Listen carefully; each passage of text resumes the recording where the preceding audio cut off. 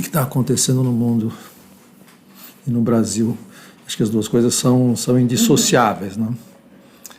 Eu vou começar por uma coisa que não é propriamente brasileira, mas que é um ponto de referência que talvez nos ajude. É uma mera coincidência o assunto que eu vou tocar. Eu estava, nesses últimos dias, lendo um livro. Bom, eu sou professor, vou ter que falar sobre livros, ideias. Lendo um livro de um geógrafo francês chamado Robert Guillouis. Esse geógrafo francês, ele está aí na parada, acho que há uns 10 anos mais ou menos. Ele é um especialista em fraturas sociais, assim chamada fratura francesa. Quando a França, no fim dos anos 90, descobriu que estava fraturada, uma sociedade nacional originária como a França, que se concebeu como uma nação a partir da Revolução de 1789, transformar-se em uma nação, descobrir-se fraturada e, portanto, a nação, digamos, dividida, era uma coisa muito grave. Eles começaram a estudar isso. Há algum tempo foi lançada essa palavra de ordem, a campanha do Chirac. A primeira campanha do Chirac, na primeira eleição dele, em 95, por aí, eu acho, quando ele foi baseada na ideia de que era uma sociedade fraturada, quais eram essas fraturas francesas. E todo mundo achava que essas fraturas eram, digamos, vinham da imigração, das várias gerações de imigrantes na periferia, nas banlieues francesas. Vamos chamar de periferias, que o ponto é esse. Bem, esses geógrafos, não é só esse Guillouis que eu citei, mas vários outros que estudam essas fraturas, a guetoização da França, que é um fenômeno que eles chamam também, entre outras coisas, de evitar-se. Os grupos se evitam, fogem um dos outros, mudam de bairro, procuram outras escolas e por aí vai, para evitar a companhia de pessoas desagradáveis ou diferentes, qualquer coisa. Bom, é um mosaico fragmentado, mas esses geógrafos, esse em particular, descobriu uma coisa, começou a estudar e ele descobriu o que ele está chamando de o desaparecimento da classe média ocidental. E esse desaparecimento da classe média ocidental, para o francês, na interpretação dele, é uma coisa muito, de uma magnitude tremenda. E eu já vou explicar por quê. E de alguma coisa tem a ver conosco, pelo seguinte, porque a explicação que ele vai dar para a emergência dessa, vamos chamar, onda populista. Para abreviar, eu não gosto da palavra populismo, mas enfim, todo mundo se entende quando se fala populismo de direita, autoritário, que é e não é a extrema-direita navega nisso, e ele diz o seguinte: essa onda populista que emergiu, e agora ele escreveu, veja só, ele escreveu 1 ano antes do movimento dos coletes amarelos. O livro dele saiu no início do ano, os coletes amarelos são de novembro do ano passado, de 18.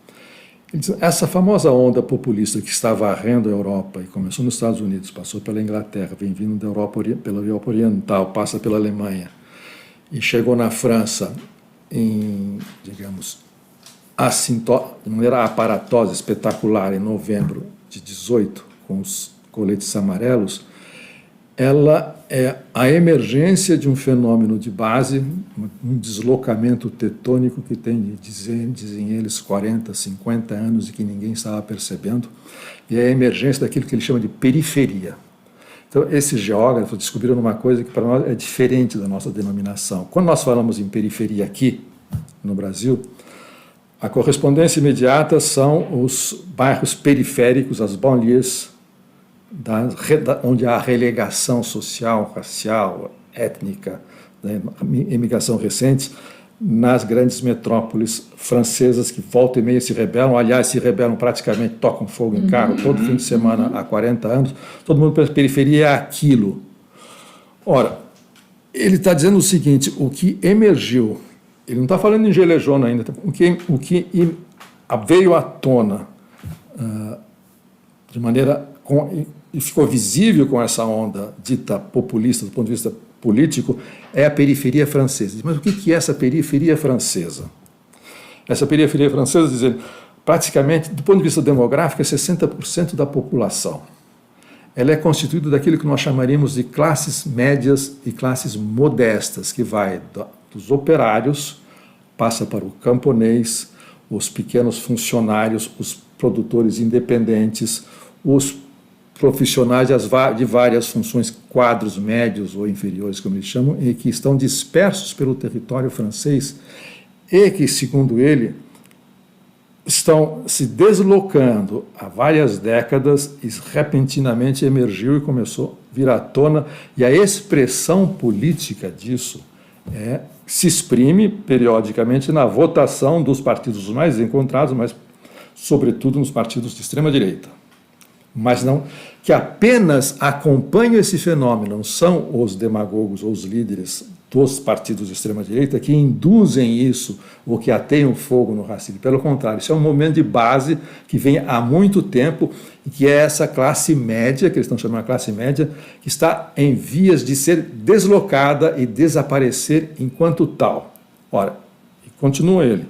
De modo que, veja só, já é um ponto de vista totalmente diferente para nós saímos do lugar comum a respeito da eclosão da extrema-direita, que são demagogos, vigaristas, oportunistas, violentos, neofascistas, assim por diante, que se aproveitam de um momento de instabilidade social e econômica e, demagogicamente, de eleição em eleição, vão aumentando o seu cacife e, portanto, fazem mais pressão. Como se a massa lá embaixo não contasse. É exatamente o contrário. Exatamente o contrário. Bom, e no caso da França, diz ele, no caso da França, o que é essa classe média? Essa nossa famosa classe média francesa. E depois de ele estende essa classe média francesa, também ela para os Estados Unidos e para a Inglaterra, que eles conhecem melhor. Mas diz, olha, também isso está acontecendo na Alemanha, está acontecendo na Escandinávia. No caso do leste europeu, é um pouquinho diferente, diz ele. Mas, enfim, o que conta, que é mais límpido na sociedade francesa, pelo seguinte, diz, essa classe média, que nós chamamos de classe média, ou as classes médias, as classes modestas, os pequenos aposentados, e diz, bom, alguma coisa vem vindo há muito tempo e alguma coisa está explodindo agora. Diz ele que é frequente o suicídio de pequenos produtores rurais na França. Nós imaginamos a França idílica, produzindo queijo e vinho pacificamente, vendendo bom gosto e refinamento civilizatório para o mundo. O pessoal está se matando, está no desespero. Mas esse é o fim desse percurso. Bom, o que é essa classe média dizer? Essa classe média era a espinha dorsal, não só da sociedade francesa, que vem lá de trás se constituindo com luta de classe assim por diante, essa lavação de dinheiro, é a espinha dorsal do que aconteceu na França depois da guerra, que foi um grande compromisso histórico entre as classes dirigentes ou dominantes e as classes populares, classes operárias incluída, pequena burguesia, pequenos comerciantes, fizeram um acordo entre sociedade e mercado e Estado, um consenso a respeito de quê? De uma coisa fundamental que é baseada nesse grande acordo que chama-se Estado Social.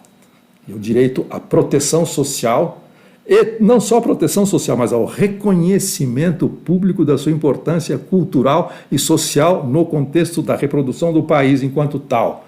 Nós somos centrais, e de fato essa classe média, ela refletia esse acordo.